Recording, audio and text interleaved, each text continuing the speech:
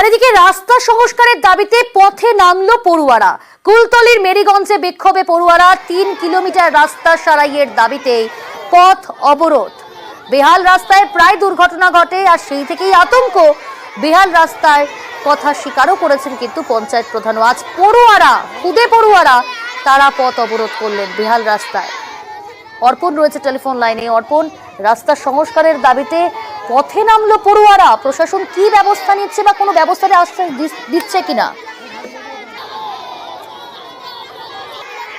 তারা দিয়েছে, কিন্তু স্থানীয় মানুষজন এবং স্কুল পড়ুয়ারা তারা জানাচ্ছেন যে গত 2 বছর ধরে এই রাস্তার বেহাল দশা, এবং বর্ষাতে সব থেকে বড় সমস্যার মধ্যে পড়তেন এলাকার মানুষজন থেকে শুরু করে যারা পড়ুয়া রয়েছেন তারা। কারণ বৃষ্টিতেই এই যে রাস্তার উপরে বড় বড় গর্ত, সেই গর্ততে জল ভরে যাচ্ছে, এবং সেটাই যারা গাড়ি চালক তারা না বুঝতে পেরে তার উপর থেকে গাড়ি যখন নিয়ে যাচ্ছেন প্রায়শই এই গাড়ি উল্টে যাচ্ছে, এবং এই উল্টে যাওয়ার ফলে যেমন আহত হচ্ছেন প্যাসেঞ্জাররা, তেমন গাড়ি চলাচলেরও কিন্তু ব্যাহত হচ্ছেন।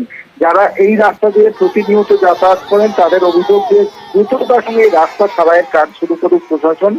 এবং স্কুল পড়ুয়ারা তারা যেটা অভিযোগ করছেন যে দীর্ঘদিন ধরেই খারাপ, বিভিন্ন দপ্তরে বিভিন্ন জনপ্রতিনিধিকে জানিয়ে কোনো লাভ হয়নি। অবশেষে তারা রাস্তা অবরোধ করতে তারা বাধ্য হয়েছেন। তুমি দেখতেই পাচ্ছ যে খুদে পড়ুয়া যারা রয়েছেন প্রত্যেকেই হাতে প্ল্যাকার্ড নিয়ে রাস্তার উপর দাঁড়িয়েছেন। তাদের একটাই তারা দাবি যে রাস্তা দ্রুততার সঙ্গে সারাই করা হোক।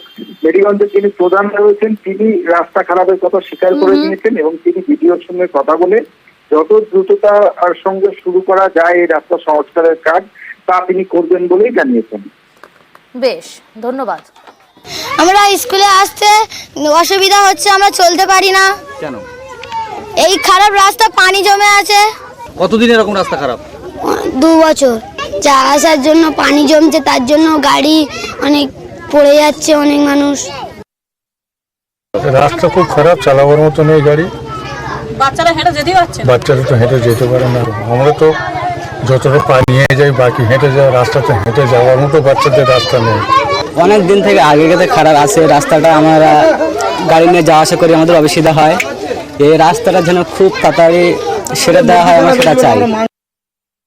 এই রাস্তা একেবারে খারাপ, ছাড়ছে না, বাচ্চারা স্কুলে যেতে পারছে না। ও বই টই নিয়ে পড়ে যাচ্ছে, যেতে পারছে না, গাড়িও চলছে না, গাড়ি যাবে বাচ্চারা। হচ্ছে রাস্তার অবরোধ করেছে, এই কারণে রাস্তাটা সারা হোক।